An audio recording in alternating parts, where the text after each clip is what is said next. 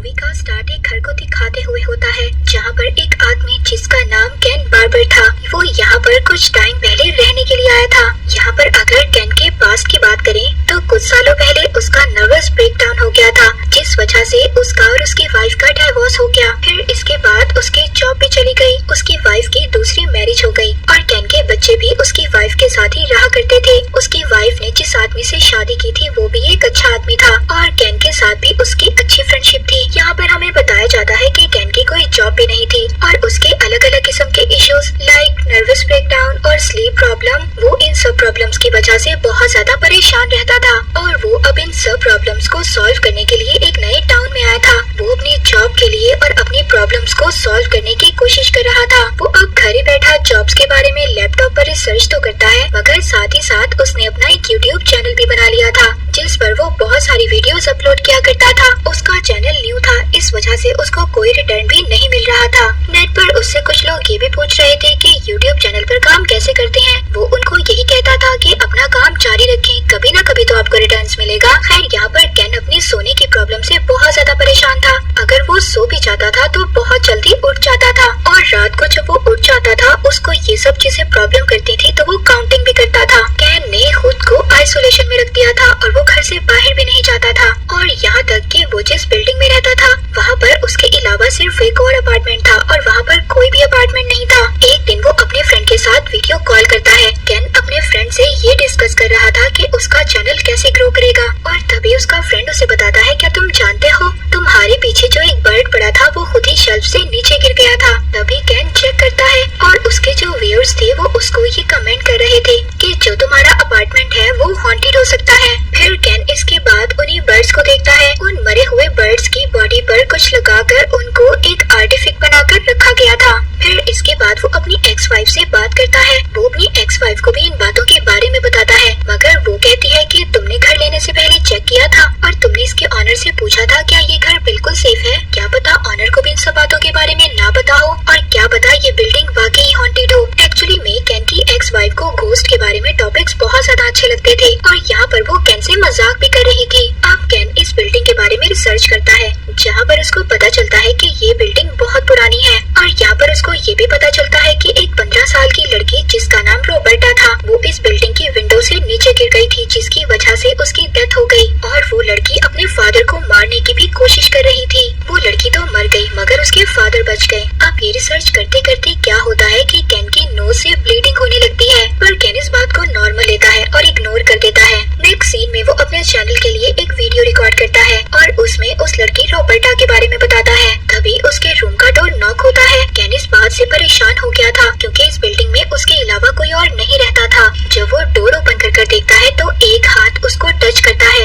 और एक लड़की बहुत जोर से चिल्लाती है जिससे कि वो बहुत ज्यादा परेशान हो जाता है और तभी केन बेहोश हो जाता है और वो बहुत ज्यादा डर गया था। नेक्स्ट डे वो ये सब बातें वीडियो कॉल पर अपने फ्रेंड को बताता है। उसका फ्रेंड उसकी ये सब बातें सुनकर उसको सजेस्ट करता है कि तुम्हें तो अपना एक घोस्ट चैनल बना लेना चाहिए और तुम्हें अपनी ये वीडियो बनाकर वो एक और चैनल का नाम बताता है वहाँ पर भेजनी चाहिए। वहाँ पर बहुत सारे व्यूज आते हैं और मैं तो कहता हूँ कि तुम अपने घर पर बहुत सारे वीडियोस बनाओ और तुम्हारे घर में जो स्पिरिट है उसको एक स्पिरिट जार में कैद कर तुम बहुत सारे पैसे कमा सकते हो। अब केन को यहाँ पर स्पिरिट जार के बारे में कुछ पता नहीं था तो उसका फ्रेंड उसको बताता है। वो बताता है कि स्पिरिट जार्स के अंदर स्पिरिट को कैद किया जाता है और उन स्पिरिट्स कैद पर अजीब से सिंबल्स बने होते हैं। केन अपने फ्रेंड को होल्ड पर रखकर कुछ काम के लिए जाता है। जब वो आकर देखता है तो उसका लैपटॉप उसकी लोकेशन से दूर था और उसके लैपटॉप पर आर्टिफिशियल बर्ड्स भी पड़े हुए थे। तभी केन को रूम से कुछ आवाजें आ रही थी और उसको उस लड़की रोबर्टा की स्पिरिट भी नजर आती है।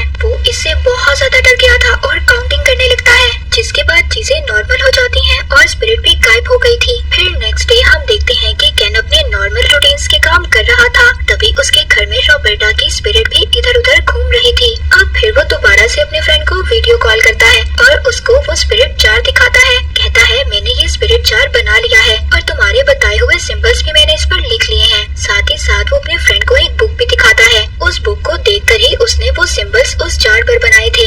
ये बुक दरअसल घोस्ट के लिए लिखी गई थी। अब केन उस बुक को ओपन करता है और उसमें से कुछ वर्ड्स पढ़ता है। जार को ओपन करता है ताकि रोबर्टा की स्पिरिट को वो कैद कर सके मगर अचानक से केन के घर की लाइट्स ऑन ऑफ होने लगती हैं। उसके लैपटॉप की लाइट अचानक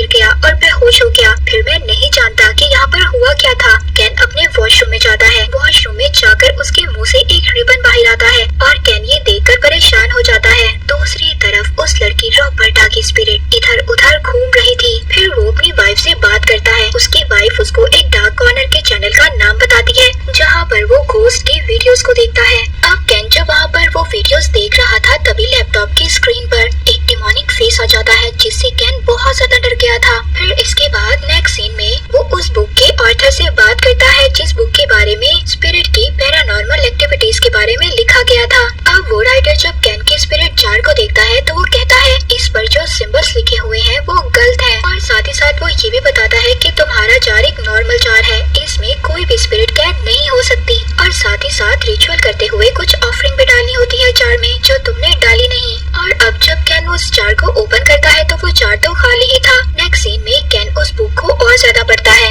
उस बुक में वो डीमंस वाले चैप्टर को भी रीड कर रहा था और फिर वो सो जाता है। नाइट में उसको ड्रीम आता है जिसमें रॉबर्टा की स्पिरिट उसको हॉन्ट करती है, उसको डराती है और साथ ही साथ उसको एक डिमोनिक फेस भी नजर आता है। अब कैन अपने नर्वस ब्रेकडाउन, नींद की प्रॉब्लम्स और इन सब चीजों से बहुत ज्यादा परेशान हो गया था। अब एक दिन कैन घर पर कुछ काम कर रहा था। उसको रॉबर्टा की स्पिरिट घूमते हुए नजर आती है और तभी अचानक से घर के डोर्स बंद होने लगते हैं। वो बहुत ज्यादा डर जाता है और कोई इनविजिबल चीज डोर पर अटैक करती है जिससे कि उसको चोट आती है। अब वो अपनी वाइफ को कॉल करता है और बताता है कि घर में कोई और स्पिरिट भी है जो मुझे मारना चाहती है, जो मुझे मारना चाहती है। अब उसकी वाइफ ये समझ रही थी कि ये हेलुसिनेशन हो रही है इसके साथ। उसकी एक्स वाइफ कैन से कहती है कि तुम्हारे साथ हेलुसिनेशन हो रही है और अब कैन ने बियर पीना भी स्टार्ट कर दी थी। इस वजह से उसकी एक्स वाइफ को उस पर यकीन नहीं हो रहा था। नेक्स्ट सीन में वो अपने फ्रेंड से बात करता है और उसको कहता है कि जो उसने रिचुअल किया था कि कहीं वो गलत तो नहीं हो गया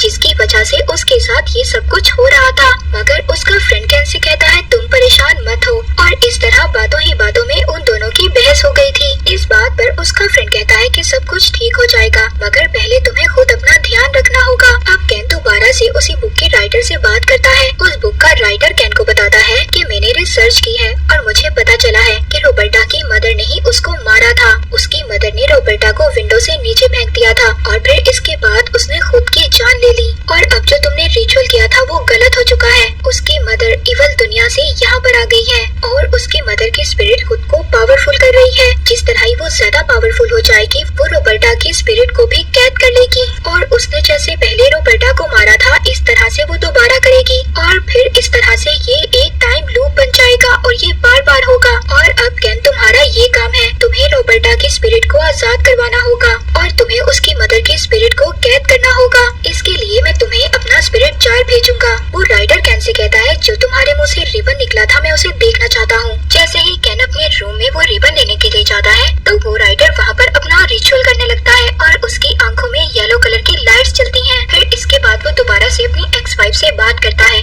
और उसे बताता है कि कल उसका इंटरव्यू है और उसको उस साइट से भी ऑफर हुई थी जहाँ पर उसने अपनी स्पिरिट की वीडियो डाली थी। वो एक डार्क कॉर्नर की साइट थी। कैन की साइड से उसके फ्रेंड्स और उसकी एक्स वाइफ ऐड हुए थे। अब ये सब लोग मिलकर रॉबर्टा के केस के बारे में बात कर रहे थे। इन्हीं में से एक लड़का कहता है जब उसने रॉबर्टा के केस के बारे में इन्वेस्टिगेट किया था तब उसको कोई भी ऐसा प्रूफ नहीं मिला था कि उसकी मदर ने उसको धक्का दे दिया। कैन भी सबके ग्रुप को ज्वाइन करता है। फिर इसके बाद वो सब लोग कैन की एक पुरानी वीडियो देखते हैं जिसमें कैन के पीछे रॉबर्टा की स्पिरिट खड़ी थी और उसके पीछे कोई और पावर थी जिसकी सिर्फ आईज चमक रही थी और वो येलो कलर की थी। यहाँ पर कुछ लोग तो ये कह रहे थे कि वो रॉबर्टा की मदर है मगर कुछ लोग ये कह रहे थे कि वो रॉबर्टा की मदर नहीं हो सकती, वो कोई और स्पिरिट है। कैन वहाँ पर उस जार में स्पिरिट को पकड़ने के लिए रिचुअल स्टार्ट करता है। उस जार के अंदर कुछ चीजें डालनी थी और ये चीजें भी उसी राइटर ने भेजी थी जिसने ये जार भेजा था। इन चीजों में से एक पर्पल कलर का रॉक था और उसमें उसका कटा हुआ थंब अंगूठा भी था।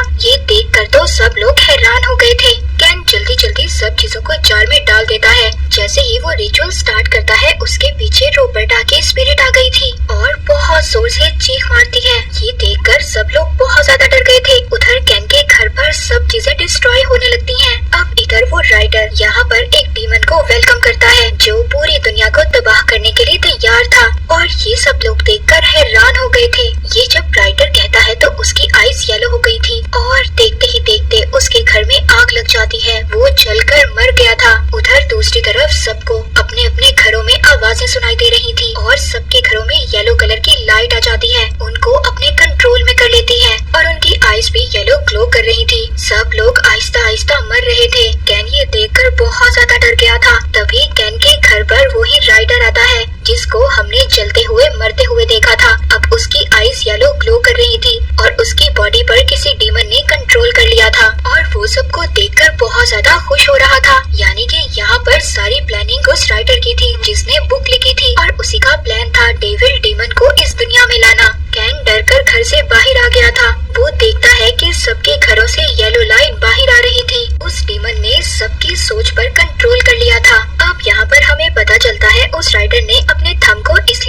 ऑर्गेनाइज किया था।